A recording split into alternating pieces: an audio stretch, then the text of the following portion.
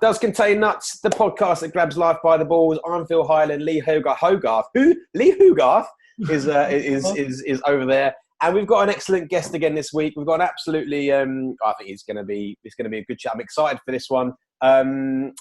What's your name then, mate? Introduce yourself.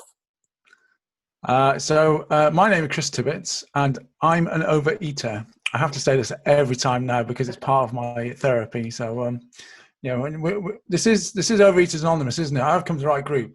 Oh yeah, that's all right. It's just Contain Nuts. Oh shit, wrong one. This is. I'm in the wrong meeting. Sorry, guys, I have to go. Chris Tibbets, the overeater, mate. It's a pleasure to have you on here. Me, Lee, and I are super looking forward to this one because you come from the stable, the Unstoppable stable. We had Ben done last week. We've had Mr. Myers on here as well. Lee and I have both come through it, and that's where we all met, right? Yeah. How you feeling? Are you pleased to be here? Yeah, very pleased to be here. Thanks for the invitation, guys. Really grateful to get to speak to anybody at the moment. It's always good to share my story and see some familiar faces from the past. So great. Right. Thanks for the invitation. I'm looking forward to having a good old chat with you guys. No worries, mate. And you've got a hell of a story to tell as well, which both of us I know are looking forward to getting into. But first, can we just reflect on that very professional-looking background you've got? I'm here with a mirror and a Hoover somewhere and something else. Lee's there with a box of I don't know what they are. The games to go in the bin. Games to go in the bin. And you're there, Mr. Tibbets, with a fantastic looking background. Look at that. How good is that? Well, all I can say is it's from years of living in a corporate background, you see. You sort of get brainwashed into being very corporate and doing things. So it's more luck than planning, to be honest, but it's come up. The only thing that is interesting is this is the first, I'm going to touch wood now and say, podcast where my dogs haven't decided to come and bomb the thing. And these backgrounds are great until somebody either walks in or a dog jumps up because it just ruins the image. But yeah, I'm doing well today because they're not around. They're not fighting. I was on one call the other day and a message popped in the box, goes, "You do realise your dogs are killing each other in the background?" I went, "Oh, no, they're just playing. It's fine." So, turn around, it's a bloodbath. Yeah. So you mentioned sorry, Lee, go on. What kind of dogs you got, Chris? I've got 2 Labradoodles and 2 Lhasa Apsos, but it's the 2 Labradoodles who are the troublemakers. So, mate, my folks have got a Labradoodle, and it's a great dog now. But when they first got it, Jesus, she's 13 now. She was an absolute nightmare, real bad, ripping the clothes off the line and tearing them up. Like my mum, everyone thought my dad was beating her because she was covered in bruises. It's just a dog. But took her to a trainer and she was fine. Yeah, these 2 definitely need to go to trainer. Honestly, we go for a walk and it's like they want to play with every dog they meet. They want to talk to every dog they meet, and they're very vocal and they don't growl, but they talk, and it's like, just shut up. And we go for a walk. It's more like a drag, and it's like, so I end up walking. And I've got fantastic forearm muscles because I'm constantly tensing them as I'm walking along, holding them back. Yeah. Nightmare. I think they need some training, but one of those. I think it takes some of the character away. I did get a trainer for my dog, Prince, but really, I don't think he's got any issues. I think everyone else, because he does everything for me, but not for everybody else. So I think that's their problem. These 2 are really obedient. Yeah, okay, they want to play. Yeah. They're really friendly dogs. Whenever they meet somebody or whenever they meet another dog, they just want to, in their eyes, every dog is a dog they want to play with. Yeah. And that's all it is. They're just really friendly, really loving. And it's like, I wouldn't change them. They're mad as hatters, but they're great. So good fun in it. And they're also good for getting my knee up. Yeah, there you go. See, but the problem was, it was too much. During the summer, they're like going, "Dad, what on earth? No, I don't want to go out again. I don't know." Just like they see the lead and go, "Oh, here he goes. He's going for steps again." So I never have to leave them behind. You bloody fitness freak. Yeah. We'll come on to that in a sec. So you mentioned just then, Chris, that you've got a corporate background, right? Tell us a bit about that. Give everyone a bit of an idea of kind of where you've come from and what your background, if you like. Yeah. So I'd probably say for the last 12 years or so, I was working in the transport and digital sector. So working for training bus coach operators, looking at their digital solutions. And in the last 8 years, I've been at National Express. I was a group head of digital solutions, which was a fantastically named title, but basically, I just went around solving people's problems. Got to go around the world, do lots of projects. It was a very well-paid job, and it was a very stressful job that led to lots of issues that reared their ugly head over the years of me working there. So, but now I'm free. Free. So you're not doing that anymore because Lee and I have met you a few times, right? Yeah. And been in kind of the same circle for, I don't know, 5 years or something like that, I guess. 4 or 5 years. 4 or 5 years, yeah. I remember some of the meetings that we've been to, you have had some stressful times. I remember you talking about stress, right? How, I mean, you're obviously out of that game now, which we'll talk about in a sec. How stressful was it? We're talking 20-hour days. In fact, no, actually the longest I did was 36 hours straight through. No sleep? No sleep. Oh, Jesus Christ. No sleep. I just was about to say then, you said 20-hour days. I was about to remind you that there are only 24 hours in a whole day. Yeah, no, I did a couple of 30, so we were sort of getting projects ready, and it was like I did 36 hours straight without any sleep. Then collapsed in a heap afterwards. But just constant battle. You know, when you're high up the food chain, the problem I wasn't high enough to push all the shit down. Yeah. Middle. And I was too high. I was getting all the shit pushed up. God. So I was in that really horrible position where, you know, you'd have MDs and CEOs pushing it down to me, and because there were problems below, it sort of like sat with me. And because I was really good at what I did, I ended up getting more stuff to do because everyone would fuck up, and you'd be like, "Oh, okay, then, yeah, Tipsy will sort it out. Send him." It's like, yeah, great, fantastic. You know, there's nothing better than sitting at the airport at 8 o'clock in the evening. You know, when you're planning to be having dinner and you're waiting to fly out to Madrid, and you explain to your wife, "Yeah, you know, we're going for dinner, babe. Not tonight, darling."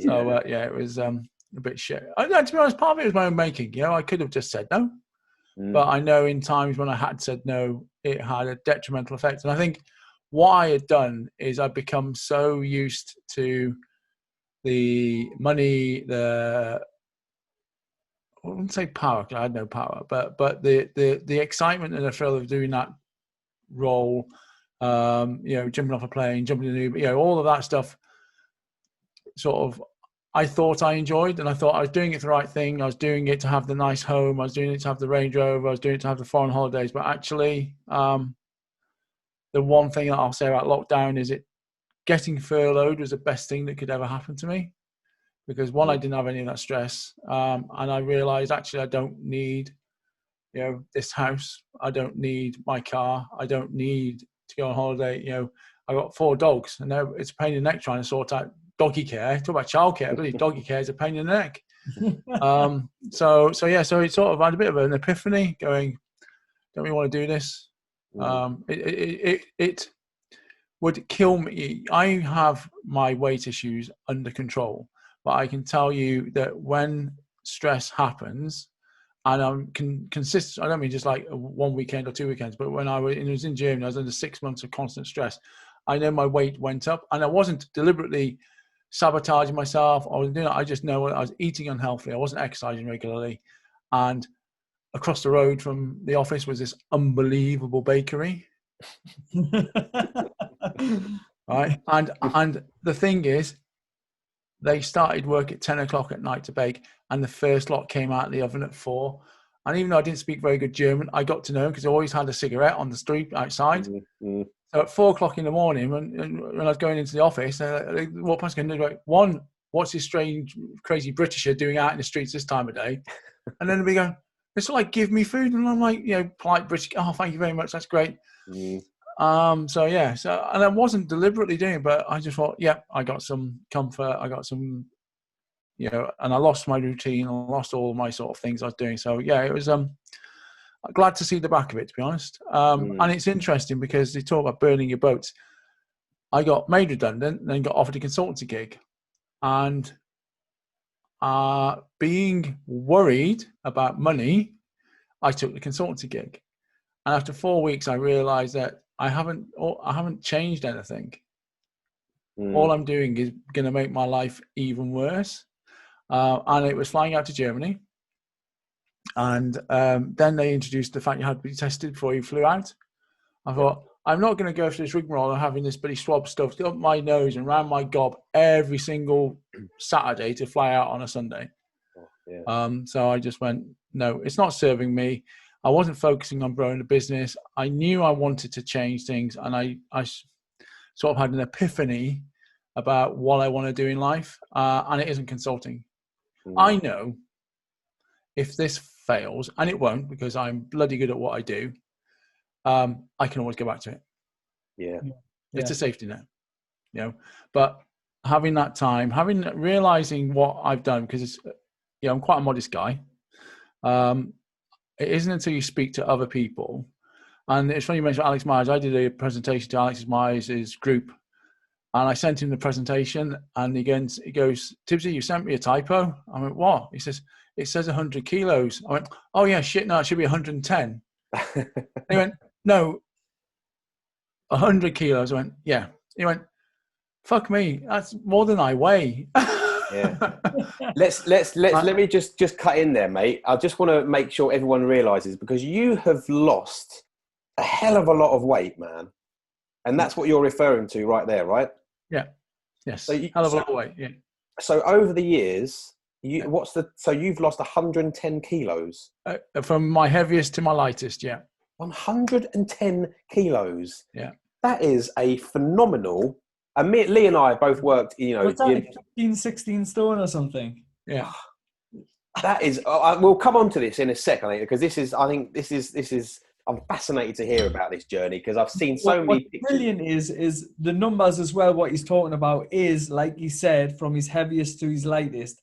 It's not any of this slim and will carry on where they've lost a pound every week and then they've gained it again and then et cetera, et cetera.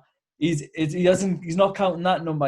He has lost properly lost 110 kilograms. Not just incredible. 1 pound loads of times and then gained it back. This is total loss. Yeah, it is completely incredible. Well, and that's why I say it's 100 kilos now, because I'm probably balanced out now at about 100 kilos of weight loss, because I went down really. I had a target to get under 16 stone, even though I didn't want to, because I knew I wouldn't feel very good at it. I did it just to prove a point. And then I went back up. Now I fluctuate between 16.5 and 17 stone. So that's your happy place. Yeah. Although, to be honest, I couldn't even tell you, because I've got to throw my scales out now, so I don't need them. So yeah. What a legend. That's a sign, and a good sign, that you've made a lifestyle change. You understand all of the metrics. You know what you're doing. You've created some fantastic habits. So that you're so confident, and you don't even need the scales, because how you operate on a day-to-day basis is perfectly congruent with the weight that you want to maintain and stay at. Yeah, absolutely. And I know over the time, I've spent enough bloody money on personal trainers and trainers that I know what I need to do. And if at the beginning of the year, during the summer, I was focusing on rugby, and then thinking, we will be back to playing September. That was a pipe dream in reality. And then it was like, I'll be back to playing in November. Obviously now cancelled the season. So, I was focusing on weight. I probably was September. I probably got to about 17.5 stone, because I bulked up and I was getting really quite ready for the season. Now I just dropped to probably half a stone just to get myself fit. But I feel the same size. So it's quite odd if I did ever jump on the scales, because when I'm fully ready for the rugby season, I am heavier, but I actually look slimmer. Yeah. It's really odd. So, isn't it? Yeah. I think this is a fact. Should we dive into this journey? I think let's tell us a bit more about this, Chris. What was the catalyst? Was there a point where you were like, Jesus Christ, I've got to do something right now? Yeah, absolutely. And I think if you let me, can I become the host? Yeah, let's get some. So that the people who are going to see on video will really get better, and I'll just talk it round. Yeah. Can I just say once again, 110 kilos. That is a phenomenal amount. That's close to my max bench press. Yeah. Jesus. Right. I knew you'd lost a lot. You've lost a lot of weight, mate, from the years. But So, that is. Here we go. Can you see that? That'll work. Okay. Yeah. Yeah. Fine. Okay. So here we go. Let's go. So look at that. That's not that bakery, is it? Eh? That's not that bakery, is it? No. This was no. That's on the on an Airbus A380 Emirates flight coming back from Dubai in 2009. No, sorry, 2011. 2011. I have got shit dress sense, but trust me, when the only thing you can buy at Giacomo is 5XL, your options are quite limited. That is incredible, mate. I mean, if anyone is listening to this, the audio version, you need to get on the video version because you need to see these pictures. I'm not even a barrel. I am a butterbean. I'm just butterbean. Yeah, it's just bizarre. I'm at my heaviest there. You know, do you know how much you weighed at that point? I was over 33 stone there. How did that make you feel at that time? Do you know what? I didn't care because I was so wrapped up in my fat that I didn't see myself like that. Yeah. Because to be honest, we've been in Dubai. I've been playing golf out there in the heat, and I didn't suffer. You know, I could walk. Drove a bit, but I could walk around. I didn't actually feel that bad because I put so many things around myself to not worry. And inside that guy is a guy who is being tortured physically and mentally by his partner, and he just puts on this big front because that was my way of protecting myself. So, but like you said at the beginning, Phil, we said, where to start. So I can trace my eating disorder back to when I was about 9 years old. So most people can when they've had work and had therapy. It was my brother was in a minibus accident at school and broke his neck and severed his spinal cord from about just below his shoulders, so he could move his shoulders but couldn't move his arms. Ooh. And then sort of overnight, my life changed. So my mum and dad were focused on him, the hospital. I remember going downstairs in the morning going, well, what's my sister and her husband doing here? What's my other sister doing here? And why is my brother coming back from Germany? If he'd never come, and everyone was coming back. I was like, what the hell's going on? And obviously my brother was critical care, didn't know if he was going to survive. And then for about 9 months, I was sort of pushed from pillar to post, left at people's houses. I got looked after, I wasn't abandoned, but basically just had nothing, and because my mum and dad's focus was purely on my brother, which is understandable. But over that time, obviously, I then found solace in food.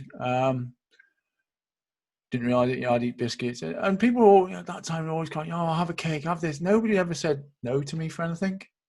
Everyone felt really sorry for me. And I was quite a big lad anyway, so I would probably burn off calories because I was on my own all day out doing stuff, so it didn't affect it. But I knew I ate a lot. And then obviously, as you go through childhood, you're active anyway. But I remember demolishing packets of biscuits. I remember my dad catching me in the cupboard eating a packet of biscuits. I was just not taking them out at the table. I was in the pantry going like the Cookie Monster. Yeah, we will come to later. But and even then, I can remember these things now. I can think about it. But those signs were there, and I'd go out and I'd go to a takeaway and buy chips. And then I'd have a meal at home and I'd go and buy something else because I was just finding that solace. I'd go into a shop because I could speak to somebody. So all of that happened, and it gradually grew out and went to my sort of teenage years. We moved to Wales and lived there and had a home and set all that up. And I still carried on eating. Wasn't quite so bad. And then got to teenage years, played rugby. Then I did my knee ligaments playing rugby. And I realised then that I wasn't exercising, so weight didn't disappear then. And it got put on, and then I left home and ran away to the circus. No, ran away to a hotel to work. Worst place you could possibly be, because guess what? They give you food. But I was still quite young, 18, 19. So I put weight on, but I never realized how big I got. There I met my first wife, and that started at 20 odd years of hell, which, you know, if I thought about it, you know, when you look back, why didn't I do something about it? But, you know, that's another podcast. So then over the years, I put weight on, I'd get quite big, and then I'd lose it. I was always good at being able to lose weight. I had a fantastic diet. It was a tuna, fish, and mash diet. It worked. It was great. I basically get a big pack of smash, a couple of tins of tuna, that, and a bowl of cornflakes a day. And that would be my diet. And when you think about it, I was probably only eating about 1,500 calories a day. No wonder weight was dropping off me. But yeah, I could do that. But then obviously go back to normal. My first wife, she was very good at feeding people. She used food as an emotional crutch. And yeah, it was just horrific. And then you find solace in food. And it's just, you know, you look at triggers, and I used it when it made me sad. I used it when I was happy. Used it to just, you know, create this barrier. And the bigger I got, I stopped going near a mirror, stopped going to camera, you know, became best friend with Giacomo. Was that consciously? Did you consciously choose not to go next to the mirror, or is that more than just a thing that kind of happened as you started to gain weight? It was just like a subconscious thing. It's a subconscious thing. You just deliberately don't do it. You always hide from a photograph. You're just very good at not doing it. You're very good at not seeing a mirror. Yeah. It's just something you do in your subconscious that does it. So, but the turning point was probably when I got to 39. So that's when you see me in this picture. At my heaviest, 39 years of age, almost the same weight. So what was interesting at this point is, obviously coming up to 39, you know, I then thought, okay, you know, I'll go and see the doctor. I was having trouble breathing at night, not surprising, all that weight on my chest.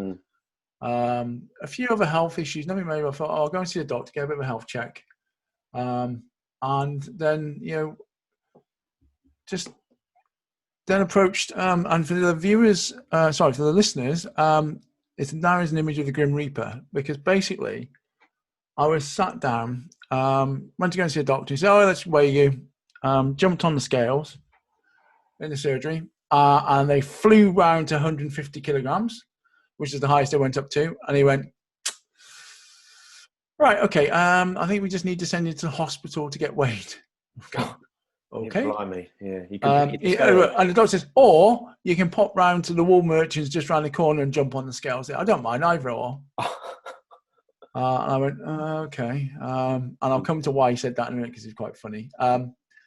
But yeah, so I went to the hospital, went on the scales there, did all that. I had to have some blood tests, so they did all that at the same time.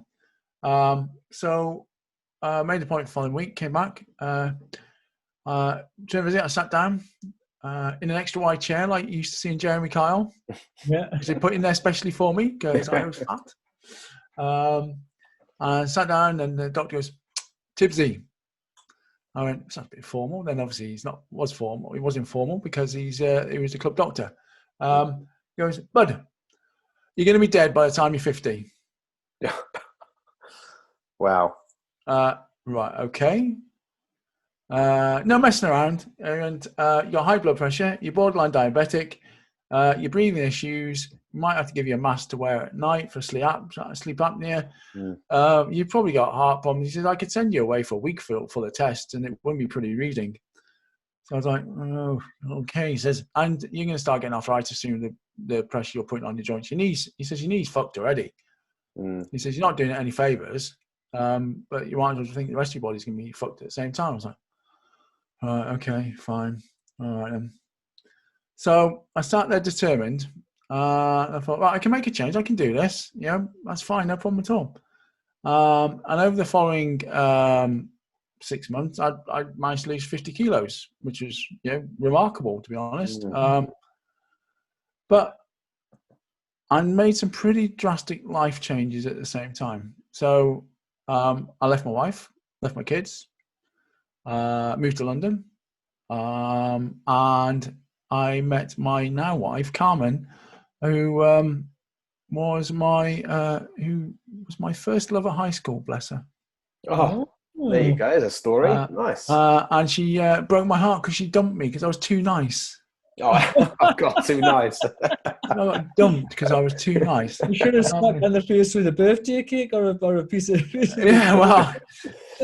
So we sort of met up just after our 40th, and then that was a whirlwind. You know, within sort of like a couple of months, she'd seen that transformation. She remembered me being slim at school, and she went, "What the hell has happened to you? What have you done to yourself?" I was like, "Well, I'm losing weight," because I thought if you'd seen me a couple of months before, it would have been even worse. But no, she stuck with me, and we moved to London. But over that time, which is interesting. My life, my weight was a roller coaster. I was good at losing weight because I'd get disciplined and focused, but I never actually put anything in place to keep the weight off.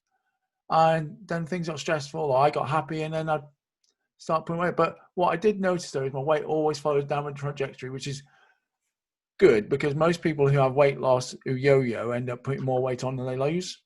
But I could always measure it, and it'd always come down because I would always catch myself and go, "What are you doing? What are you doing?" Get us on track.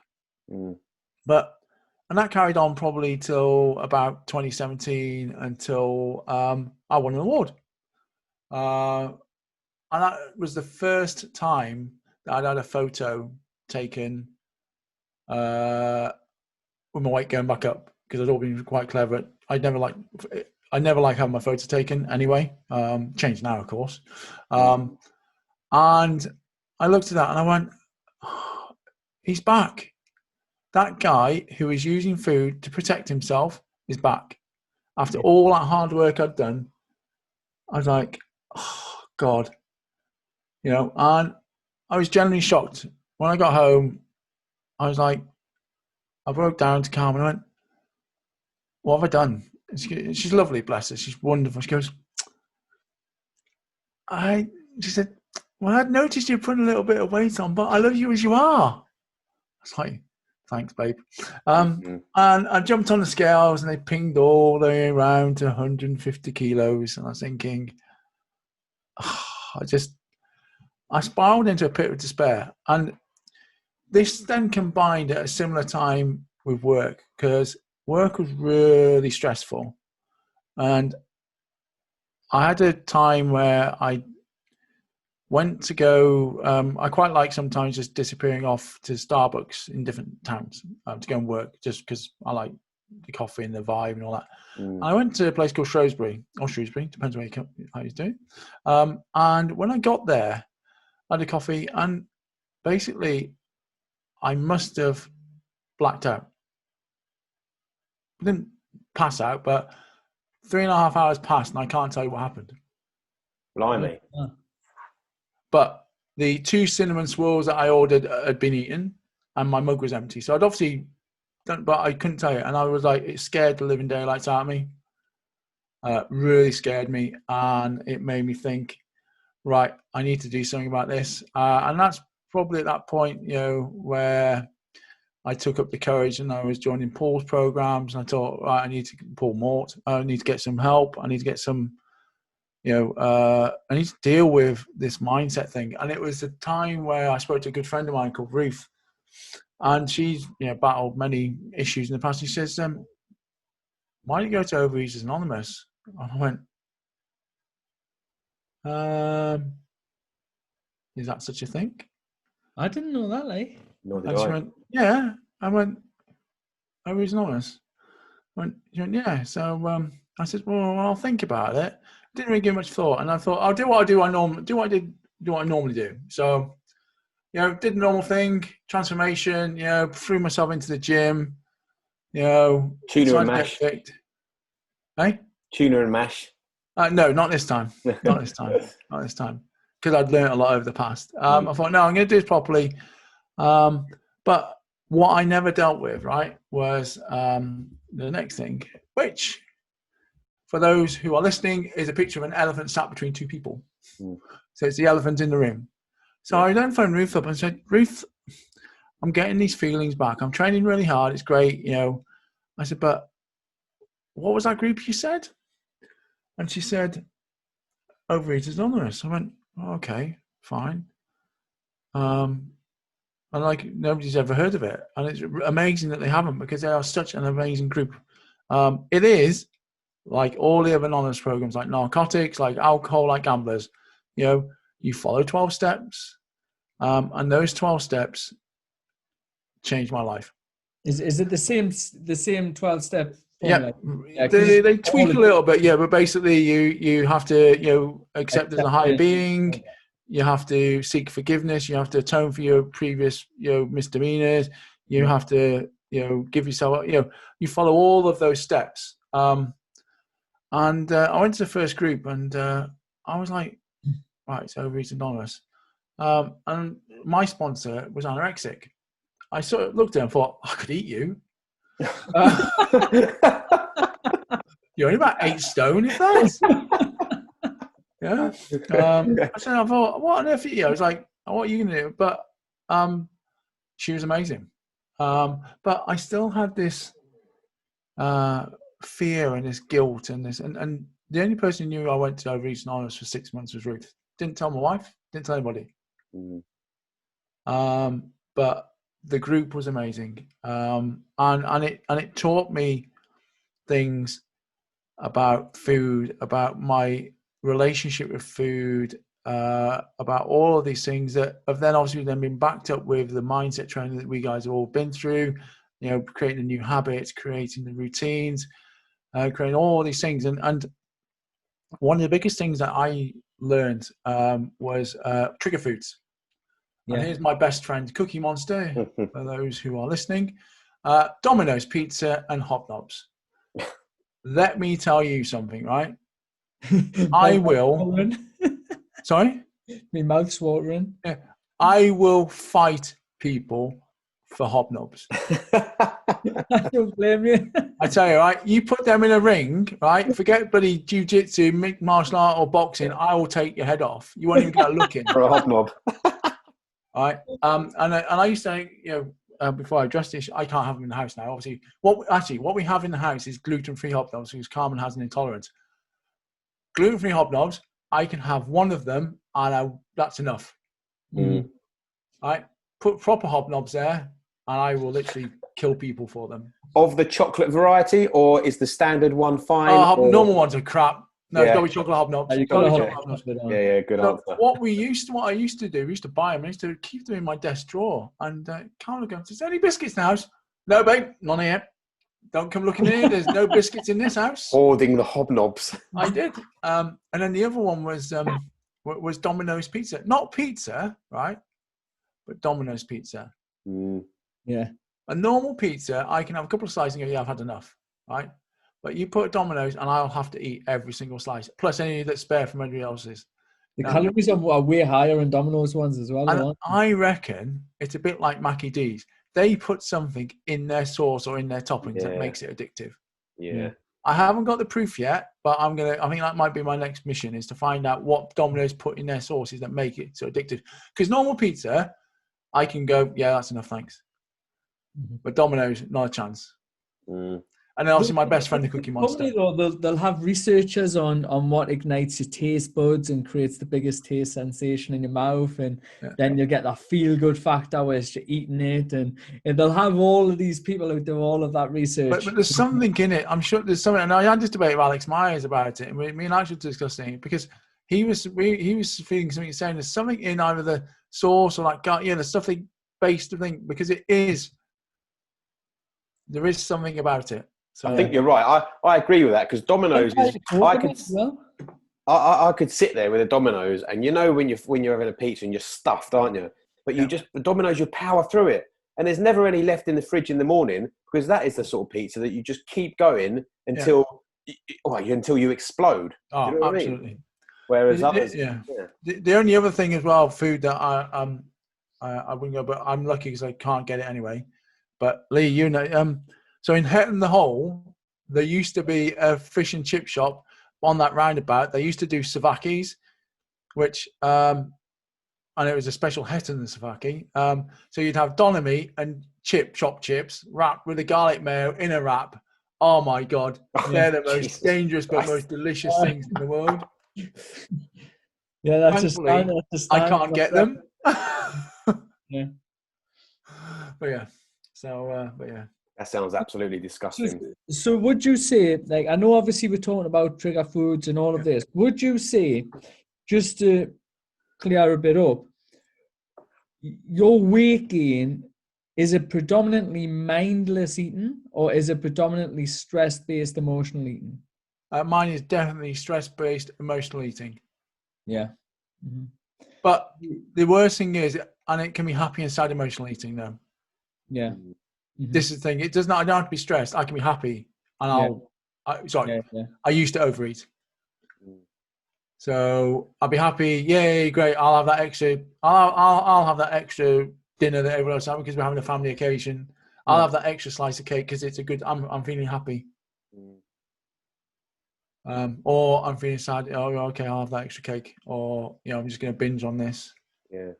I think what you've highlighted, Chris, as well, it's an amazing story, and full credit to you for getting to where you've got now, mate. What you've highlighted is something that I worked out, obviously being in the PT and personal training industry ever since I've left uni. Lee's been the same, and now moved on to the mindset side of things. But it became apparent to me quite, after a few years of being in the industry, that actually weight loss is mindset. It's a massive mindset issue. And, you lost it. And obviously it's been a bit of a roller coaster and put it on and you can train everything else. But actually, if you view food in the wrong way, if you view yourself in the wrong way and everything else, that's where the problem is. And if you want serious weight loss, right, then it's the head that needs work. Yeah. Not so much time in the gym and looking at your diet, One of my missions, definitely, as I get more into this and hopefully, when my book comes out and, I've done a few more podcasts, I get to speak to more people. I am going after Slimming World. I'm going after Weight Watchers. I'm going after Slim Fast. I'm going after Herbalife because they are fucking people's heads up. Oh, they've got so much to answer for, especially when it comes to scale weight, like just everything. Like the bad behaviors. The people that come into my groups or my transformations and my PT stuff, I'm constantly battling to undo and unwind all of these ridiculous, stupid, bloody habits that in beliefs, which is even worse. Around foods and stuff, like they're very clever. I'm going to give them that. Their model is fantastic. They are very clever. But Howie, they are really fucking. They are dangerous. They are really messing. They're up there with cult status. They make you think like a cult. They make you you go to a weigh-in and I've lost it. Yeah, excited about losing a pound, or if you put a pound on, they go they can be. It's not a support group because they take the piss, and some of the people are that Little Britain thing sketch is probably far too closer to the truth. Because I've heard so many scare stories. I thought about joining it but I then refused to give them my money. But I was in Iceland yesterday, right? And my wife, Carmen's done Slimming World in the past, and she hated it. But it was discipline, but it wasn't discipline. Free foods, right? So I have an eating disorder, which they would never even find out, they never even ask. And you're saying I can eat as much of a certain food type as so they used to have, Muller Lights used to be free, and then they changed their mind. So I could eat 10 of them. There's 1,400 calories because they're free. Yeah. But then you've got sins. That's that right there is what gets my goat. The whole thing about sins is terrible. Yeah. So I'm on a mission to just call them out at every occasion. Because I think from where I've come from, and I know that the people I'm going to be working with in the future, they'll have done through all this. And you're right, Lee. It's about unpicking all of the bad things that they've taught them. It's crazy because they've done it in such a way, like in the what they want is they want you to come in, lose weight, bugger off, put it back on, come back, lose weight. So they know that, if I need to lose weight again, I'll just go back to Slimming World, and then because it works, right? It works. Yeah. No, it doesn't fucking work, because you shouldn't have to go back. Yeah. Or the worst thing is they want you to stay for life. Yeah, exactly. But they're kind of happy for you to go for a couple of weeks or a month, but they know you're going to come back. Yeah. And it's that whole fucking circle. And people are like, it works. I'm like, it doesn't, man. You're standing there in front of me, fat as fuck, trying to tell me that Slimming World works. If that was the case, it'd be the other way around. You would be the skinny one telling me who's fat that it works. Yeah. Like, it doesn't work. You can't keep up with the whole fucking thing. It's not sustainable. It's just it's a bit of an addiction for people. Do you know what I find quite funny is if people, and I've done this to a couple of people I spoke to, is I've actually sent them to Overeaters Anonymous before I've worked with them, because I've said, you need to go and see these people, right? Because you're not going to like what I'm going to tell you. And so I've sent a couple of people to Overeaters Anonymous, because I think you really need that group help, because there's some things you need to address. And I think that was, for me, quite interesting, is that we got Overeaters Anonymous who guide people, who work through emotional eating, work through all these things. You could give them, I don't even know what Slimming World is, 10 quid a week or something to weigh in or something. You give them, you can go to as many meetings as you want with Overeaters Anonymous, and you pay what you can afford. Yes. And you will get books, and you'll get help, and you'll get work on addressing your issues. Because if somebody is morbidly obese, right, they've got a problem with food. Yeah. They've got a problem with overeating. They've got a problem with their relationship with food, and that needs to be addressed. I think that's what needs to be addressed in this country. Things is the awareness, isn't it? Because like even like somebody will come to me. A lot of people actually will come to me PT business, even though I train people in mindset. They'll come to me PT. They'll be like, I need to lose weight to make myself happy. I'm like, you're in the wrong fucking place, because you need to make yourself happy first, and then if you want to lose weight, then fair dues. But like, you need to be working on your head, not your body. Your body is not going to make you happy. It makes no fucking difference. And even I can say that from an experienced perspective, because I've been in bodybuilder condition. I've been 14 stone full of muscle. I've been fucking, when I sent Phil a picture, shredded and just doing a transformation, and I looked like something out of the fucking Holocaust for my group, just to keep them accountable. I'd done a transformation with them when I shouldn't have, and I ended up bloody no skin and bones. And so I've been in all positions. I've been down to like ridiculously low body fat, and yes, I've never gone to an obese level, but I bounce between two zones, and I know that if I'm got a little bit of podge, and I might be unhappy, I still know even if I'm at 0 or 6% body fat, you're still fucking very unhappy. Yeah. The happiness or the feelings, the emotional thing comes from inside of your head, not from what you fucking see in the mirror. Otherwise, you'd probably just be able to look at other people and see someone in shape and just suddenly all be happy. I'd always, and I've never been 5% body fat, so you can call me out on this, Lee, but I would say anybody who is 5% body fat isn't happy. No. Unless you've naturally got that gift to maintain that unless you're genetically gifted that way to maintain 5% body fat, you're going to be miserable. Mate, to get there is a fucking as soon as you can hit 10, your head starts to get fucked. There's too long in a calorie deficit, or you're too low and you're not getting fed. You feel malnourished. You're dehydrated. But just what it does to your life, man. Your life is so it just eats into your everyday life. Do you know what I mean? To get to that level of body fat, you're looking at what you're eating, you're weighing your food, you can't go out to birthday drinks, you can't even have a drink, you can't do anything. So it's 6 months, a year of saying no and living a life just to get to a certain percentage of body fat. To get a set of photographs. To get a set of photographs. And you no think one you're gives a fuck. No one gives a fuck anyway. Because you can go on Instagram and there's filters that can give you 6 packs. Yeah, I know. Yeah. They are some nuts. It's mad. So I think going off topic a little bit, since we're slating the Weight Watchers and that, which is always a good thing. That's always been bad in that, mate. But yeah, so coming back to my journey, so obviously Overeaters Anonymous going that thing, but I think as you guys are touching on, and obviously the purpose of your podcast and that.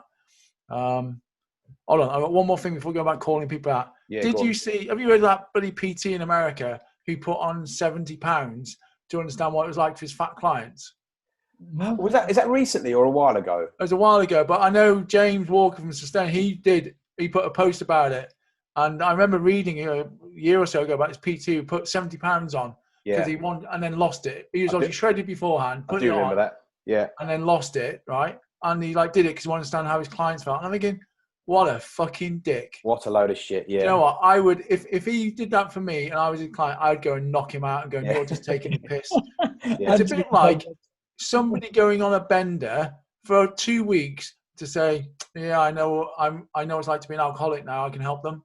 Yeah, yeah. Or someone shaving their head off, knowing what it's like to see what it's like living as a bald bloke. Yeah. It's like, what are you doing? It's just not on. And I just find it quite, that there's somebody who, knows how to train, knows how to eat properly. And all he moaned about was, I can't wait to go back to gym. I can't wait to go back to eating this food, because he knows what he has to do, because he's not even living that life. He's not he hasn't changed his beliefs, his patterns, his behaviors have not changed, because wouldn't be wanting to kind of wait to go back to the gym. Yeah. If he did do a full actual transformation, he'd actually struggle to lose weight. He's actually struggled to get out of these eating habits. Yeah. Mm-hmm. Yeah. So anyway, that's my last rant about people who are taking the piss out of fat people. That's all right. If you think of any as we carry on, just chuck them in, mate. Okay, so I think coming back to the purpose, you guys now, obviously both been PTs, still PTs, but obviously you moved into the mindset game, and I think for me that is in particular. I think you touched on it, Lee, just before. The way I addressed not going backwards, even though I did have a little blip in 2019 when I was in Germany, but was I found a purpose and a tribe. Obviously, I was in your tribe. You were all one tribe at one point, and we're still a family. But I then started playing rugby. 45. Bearing in mind, I was told at 21 that my knee was fucked and I'd never play rugby again. I thought, what's the worst that can happen? I'm now fully employed. I've got fantastic sick pay. I've got Bupa. If I knacker my knee, great. I get a new one on Bupa, and I get sat at home and I get sick pay, 100% of my salary. I don't care. That is the best time to do it. And of course, I had no injuries. And then I felt sick. So I did guys at rugby club, which was great because I knew I wasn't on my own. I obviously had Overeaters Anonymous as a tribe. I had the guys in UB. I then realized I'm no longer fighting this on my own. If things get tough, right, I can really move on, and I know how to deal with it, and I know what the stresses are. Am I cured? No, because I'm a recovering overeater, and it can always slip back, right? But I now know the stresses. I now know the warning signs. I now know the triggers, and I also know that it was my daughter's birthday yesterday, and I had a slice of birthday cake because I could. But I also know that my PT I work with likes to do food challenges. So there's a very likelihood we'll be doing a KFC food challenge because I'm not going to beat myself up about it. Yeah, nice. And that's the healthy way to do it, really, isn't it? You got to, and like Phil said earlier on, you got to, people have to remember that we are living in we do have a certain amount of time here, whether we like it or not. Yeah. We've got to enjoy this life. Yep. And so you in order to do things sustainably, you should be able to do whatever you want to sustainably do in life. You should be, if you want to have a chocolate bar every now and again, you should be able to do that. You just got to have processes in place and know what you do and have the awareness. And again, just how I touched on before, a lot of people don't realize they're like the how much of the mindset part plays of it. If you go up to them and they're like, I want to lose weight, and they're like, right, give us a meal plan. You're like, no, that's not how we do this. No. This isn't how we lose weight. Like, I can give you a meal plan, but then you're going to end up like in a worse position, and that's on me then. So that's not what's going to happen. But then you'll start to talk about some things, and this happens a lot inside of even like my group, right? I'll talk about things. I'll show roadblocks. I'll be like, listen, we're at week 4, week 5, week 6. These things are going to start to happen. But people listen. And they'll do that whole yeah syndrome. So they'll be like, Yeah, he's not talking to me. I'm on track. He's obviously talking to the rest of the team. That's never going to happen to me. And then 2 weeks down the line, they're in that trap, and they've totally fucking ignored the advice. They've totally ignored me pointing out the little potholes in the road to say, look, watch out. She has a pothole coming up. Yeah. You're going to fall into the trap. You're going to fall into the trap of this. No, I'm not. And they forget how so much important the mindset bit is, and the awareness of, like you said before, the triggers. You've got to know the triggers. You've got to be aware if you're veering off track. You've got to know this shit in order to get back on. Otherwise, you just keep flying off track. And like you said, you've done many times before, put on that weight and then went, oh, shit. And then you realize that when it's a little bit too late. Yeah. Yeah, whereas now, hopefully, I think if I... it's interesting because I found the first lockdown was the best thing that's ever happened to me, because I managed to just shed 20 kilos that I put on in 2019. Got down to my lowest weight ever just because I did a test. Because my wife, bless her, she bought me she was in Costco, and Costco do occasionally like Hugo Boss jeans and Armani jeans dirt cheap. And she got me this pair of Hugo Boss jeans. Now, Hugo Boss are a very slim fit. A very slim fit. And I said, oh, can you get me some 38s? Because I knew Hugo Boss would be really slim. And for some reason, she bought 36s. And now my wife's a seamstress, so she then got the measure out and went, you know these aren't 36, babe, don't you? I'm like going, don't tell me what they are. As far as I'm concerned, they're 36. So tried putting them on, beginning of lockdown, got them up to my knees, but legs were a bit big as well, and couldn't do them up. And then basically thought, right, I'm not going to weigh myself, but I did. My target is getting the jeans. And then that photo that you see in the first slide was me in those Hugo Boss 36 inch jeans. And I was 15 stone and 13.5 pounds. So I was just under 16. I was like, all right, that's it, no more. But yeah, so banging, mate. That is but cool. yeah, I think you're right on this whole mindset and just realizing. And even now, I realize things. I have different goals, and I think just moving on to the sort of next slide. What I do now, like we all do, guys, is we set ourselves goals. But so I set myself to run a triathlon. Now, I hate swimming. Going on a bike's okay if I'm going to the rugby club a couple of miles, but cycling like 40 kilometers is like, why would I do that? And I hate running. Why I picked to do a triathlon then, yeah. I was like, that was a really good idea. But I've done it. I did it, and I actually enjoyed it. Good man. So much so that in 2022, I am going to do a half Ironman in the Lake District. My God! Because I'm stupid, and my new so I got a performance coach to help me, who's now become my business partner, Dom, which is brilliant.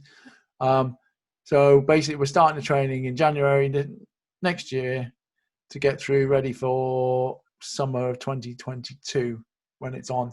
But next year, I'm going to do just a normal Olympic distance triathlon in the summer to give it a try, ready for the Ironman. Because I know that I don't like any of the three disciplines, so I'm gonna have to work hard to get up to a half marathon, because I just hate running. And on the flip side, obviously at the weekend I've completed my purchase of a caravan on Windermere. So from March I'll be able to go up and swim every day I'm up there in the lake to get some practice. Yes, nice. So yeah. But I think what for me was important in my journey, obviously I set goals, so done triathlons, I've done Tough Mudders, ran to the summit of Snowdon in the mountain race, I've completed the 3 Peaks Challenge, I've done all of these crazy things that just push my mindset, because I think for me it was all about goals, and it was all about keeping myself on track.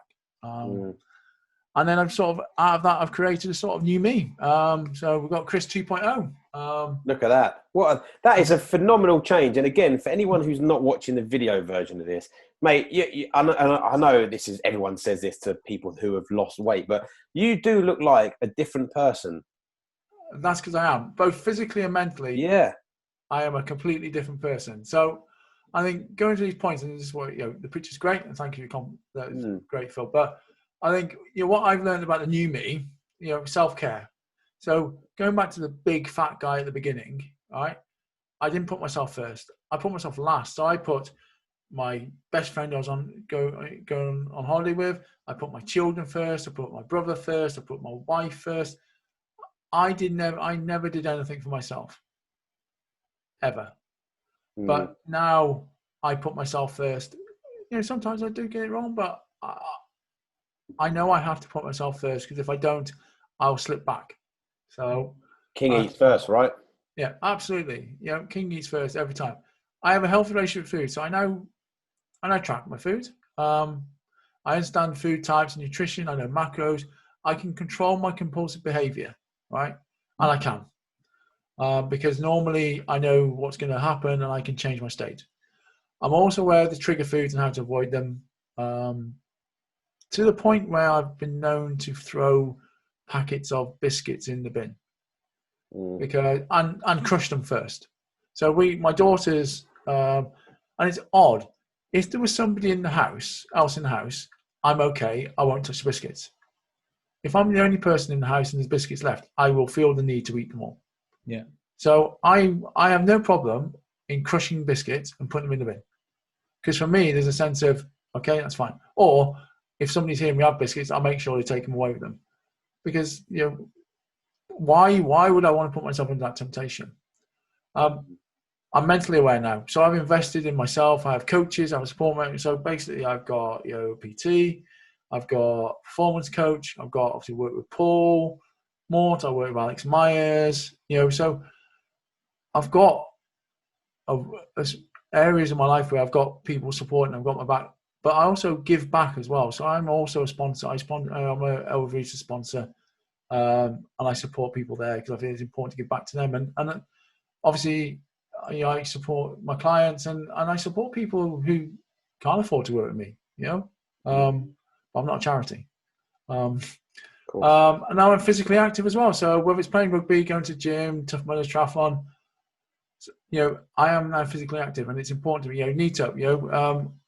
My minimum is 15,000 steps a day.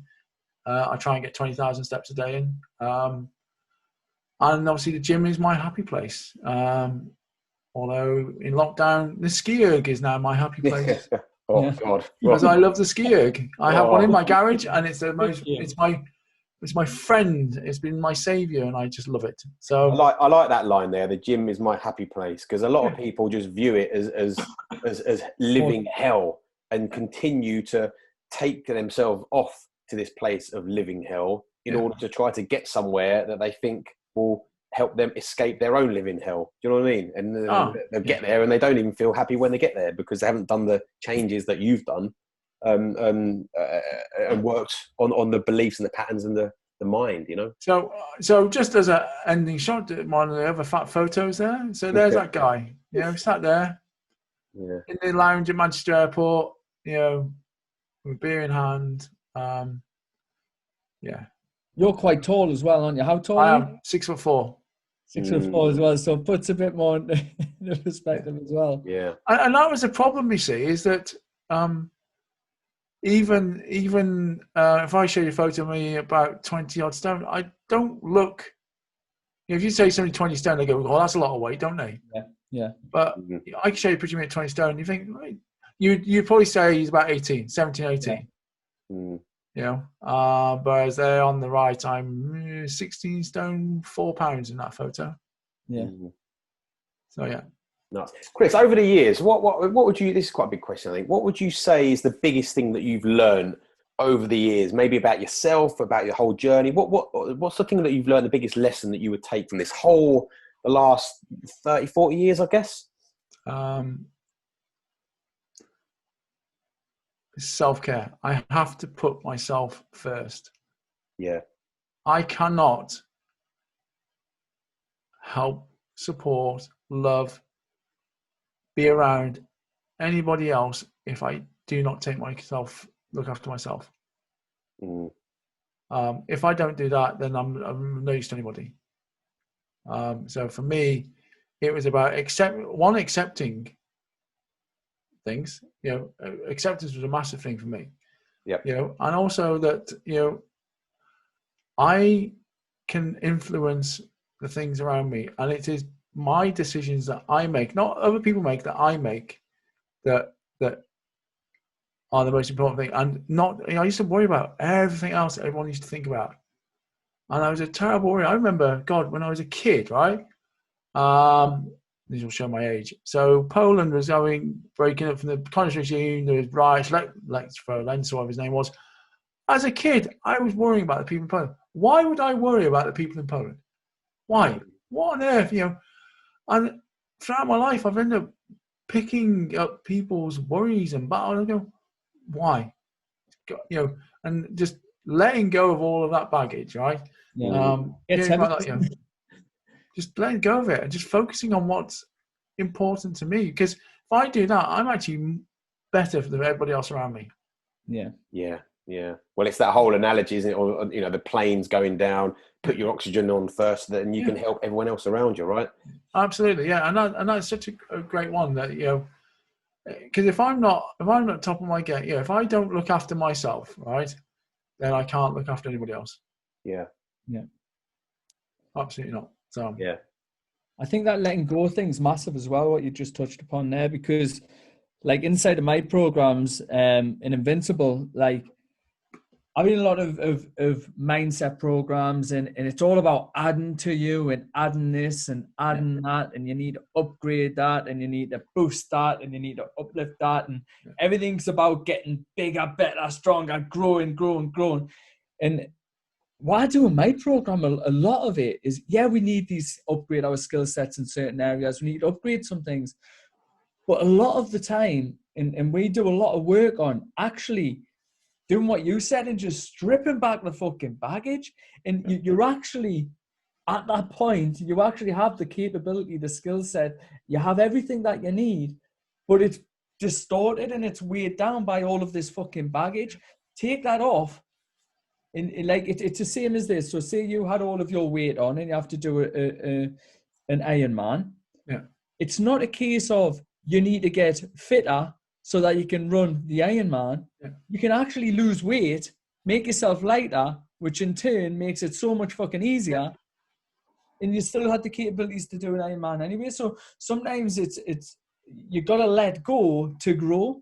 Yeah. And sometimes that's all you have to do. Sometimes people think that they're so fucked and their head's so mashed in all of this, and they need to grow, they need to learn this, they need to learn that, they need to fucking read this book and read that book and join this and join that.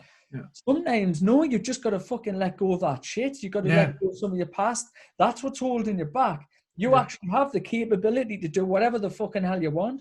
And every single person, even every single listener right now, has the capability to be anyone that they fucking want at any fucking time. Yeah. And it doesn't always mean that you've got to add to the fucking bag or add to the mix or make yourself better.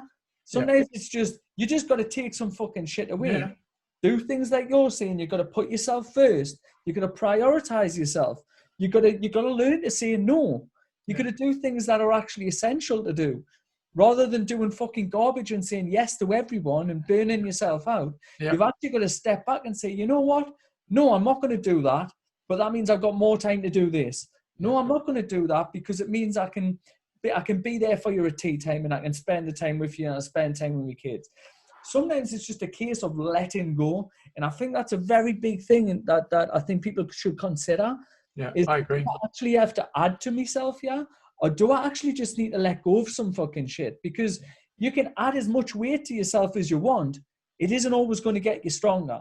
You got to fucking, it tires you out. Yeah. Carrying out a load of fucking weight, carrying a load of problems, carrying all of this shit, the baggage from your brothers, your sisters, your mothers, your aunties, your aunts, your friends, carrying all of their baggage. You might think you're good support and listen to them. But if you aren't ready for it and you have too much in your head and you have baggage as it is, you're filling something that's already full. Your head's full. You've already had it up to here, as they say. Now you've getting yourself a Bergen. You've filled the Bergen on your left shoulder. You're now taking the Bergen on your right shoulder. You're gonna splatter. You're gonna burn out. You're really gonna fail. You're not gonna get anywhere fast carrying 2 fucking Bergens when you're full and exhausted yourself. You got to put the bag down and say, look, that's your shit. I'm going to support you, but I'm not fucking carrying your load. This is your shit. I'm not carrying it. you need to fucking sort your own fucking bullshit out. Yeah. Let go of your own stuff, resolve some issues that you've had going on in the past, resolve some issues that you've got going on now. Have yourself a bit of a mental and physical declutter, clear out your fucking office, clear out your mind, and then you'll have a lot more freedom and a lot more mobility and a lot more ease of life. So sometimes you've got to let go. Absolutely. And I think a monologue. That was good, that. Yeah, Wow. but I agree though, because part of the things I learned in the program was, in my research program, was one, forgiveness, and two, saying sorry. But I don't. I hear people talk about, oh well, I don't speak sorry because they did this. So what? Why are you carrying all that around you after all this time? Carrying around heat. It's like, I used to be like a sponge. I'd soak up everything, right? And I'm going, why? Why do I do that? I don't care. Some people will go, oh well, blah, blah, blah. I was like, why even bring it up? Why do you even care about it? Yeah. It's not even important. I did a post on this. That time you spent thinking about it, even worrying about it, you're never going to get that time back.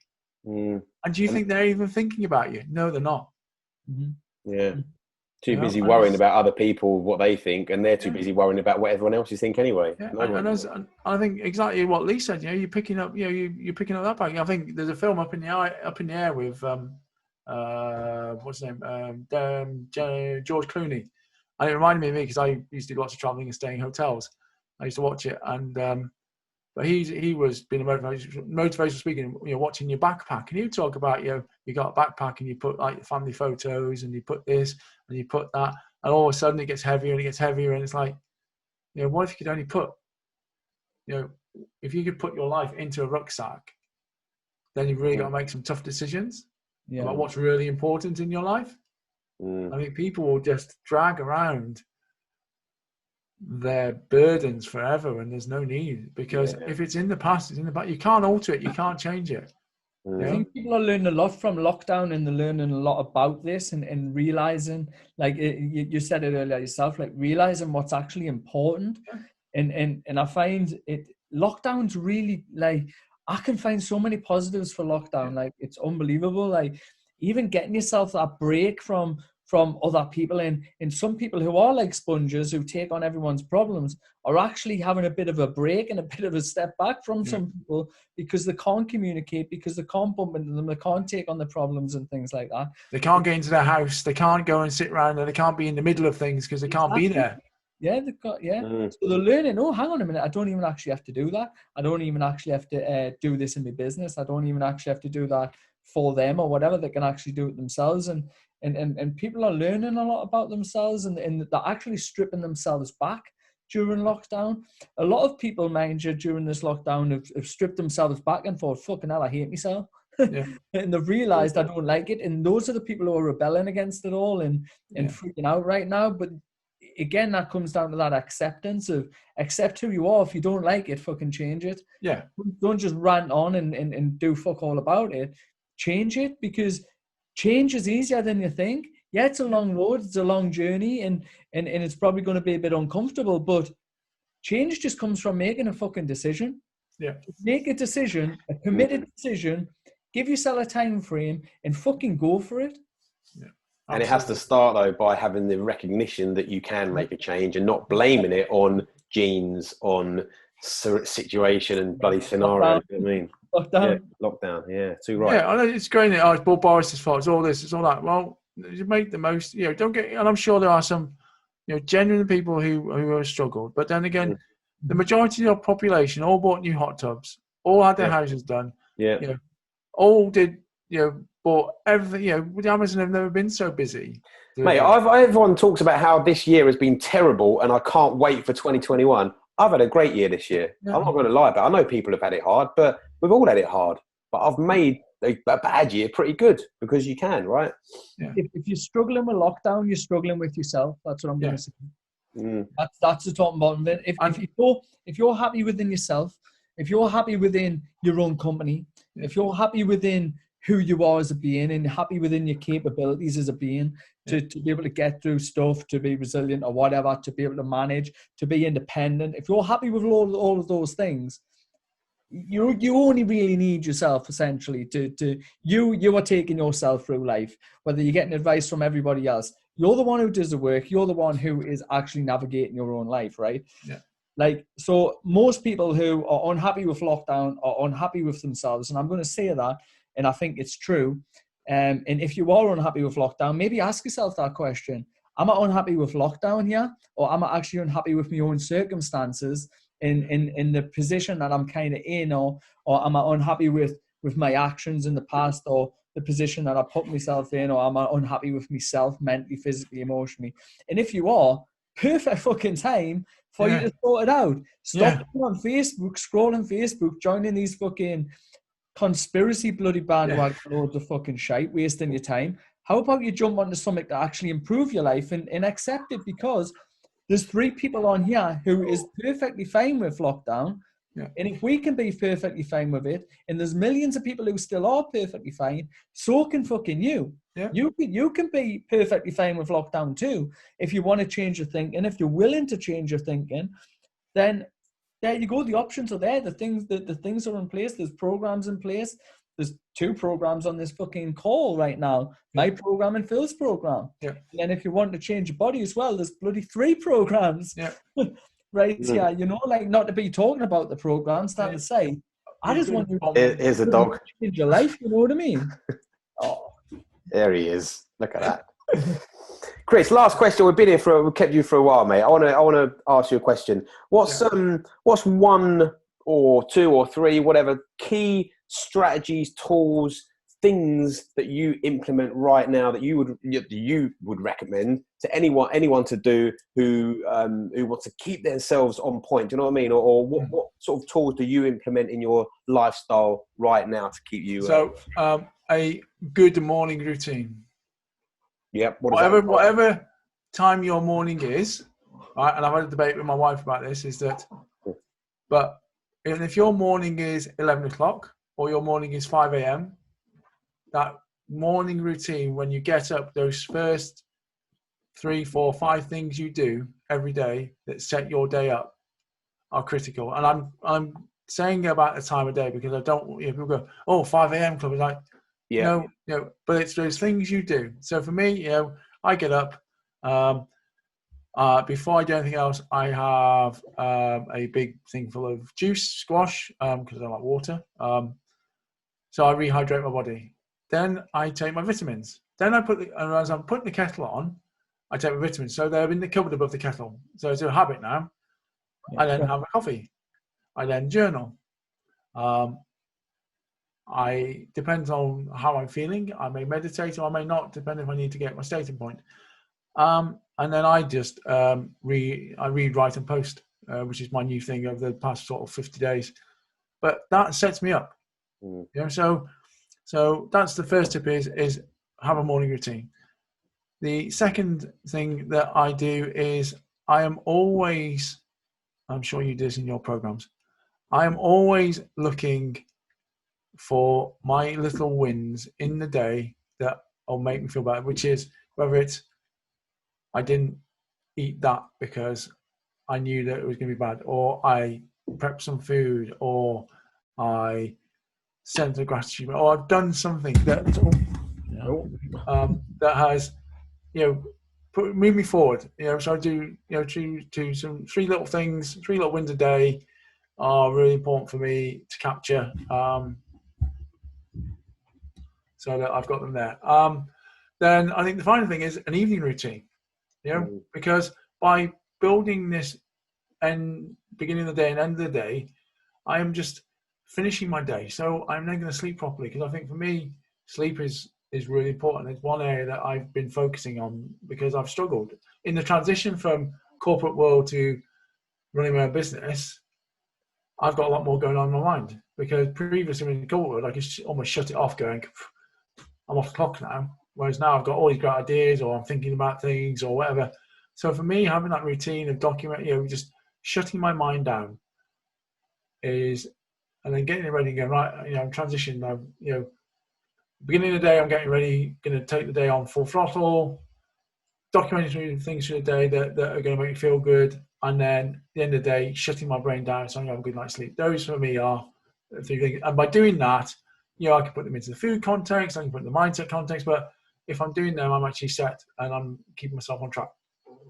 Nice. I love it. Brilliant. Last of all, mate, Transform 365. Yes, mate. What is that all about? So that's my new one of my new businesses. So I've got two. I've got an executive coaching business called ExecX, where I work with previous versions of myself who need coaching around how they deal with the corporate ladder. But my real passion is Transform 365. So that's working with my new business partner Dom, who's a performance coach. We are looking at we have sort of several programs. We've got our Transform 365, which is a year-long. We're going to transform your life. We will, look at how you lose weight, how your relationship with food, and it's full on, accountability, working with me, one-on-one. And if you've ever seen A Year to Save Your Life, was it Jesse Pavleka or something like that? I am going to be the UK version of him. Yes. Mm-hmm. Good. Because what we do is, first thing I go into, spend a lot of time talking with people. We go to their houses, so we have quality check-ins at their house. Yeah. There's no hiding, Yeah. So yeah, I'm on track. Right. Okay. Yeah. I'm at your door. Yeah. I'm at your door. Yeah. And in that, but we are, yes, we will provide meal plans. Yes, we've got an app for people, but for us, it's about, looking at the whole mindset and how we change and how to get in a relationship. And for me, what we didn't cover before was it's about the gradual weight loss, because I've been really lucky in the weight I've lost. I haven't got any saggy skin. Mm-hmm. Now, people who have done drastic weight loss, you then see them, they got to have surgery and everything else. Well, if you do it gradually, you give your skin a chance to retract. Mm-hmm. Right? And you shouldn't, now I'll never have a six-pack because I've got saggy skin, but I've got some loose skin. But it's nowhere near, it doesn't need surgery. Yeah. It just means that when I get really slim, I've got some skin there. And then obviously we do a T28 program where these are for people who just want to kickstart their mindset, kickstart their diet. It's very much about accountability. And then we have our Transform X program where we work with people who are looking to not go to Slimming World, not go to Weight Watchers, but want to be working with a group of people. They know they need to go to the gym. They know they need to eat properly, but they need that support. Not the full-on accountability of me harassing them every day. Sorry, supporting them every day, but working with a group and just sort of transform those. So we've got 3 programs, and yeah, it's really exciting. So, wicked, really exciting. Good for you, mate. I love it. So wait, you can see me on Sky TV. Hopefully, that's it. Yeah, that's it. Too right. Yeah. Top man. This has been a really good chat, mate. Really, really good chat. Lee, you got anything else to add? No, I'm good. Thank you very, very, very much, Chris Tibbetts. No worries. Very, very good indeed. 110 kilos. I didn't realise it was that much. Yes. What an achievement, mate. Well done. Good. And luckily, I've got the photos to prove it. Yeah, exactly. That's right. Yeah, exactly. Too right. Brilliant. Mate, well, really thanks very much, gents. I really appreciate it. And I can't wait to hear this when it gets all good, released. Mate. I've been Phil Hyland. He's Lee Hogarth. That's Chris Tibbetts. Does Contain Nuts. Peace. Cheers.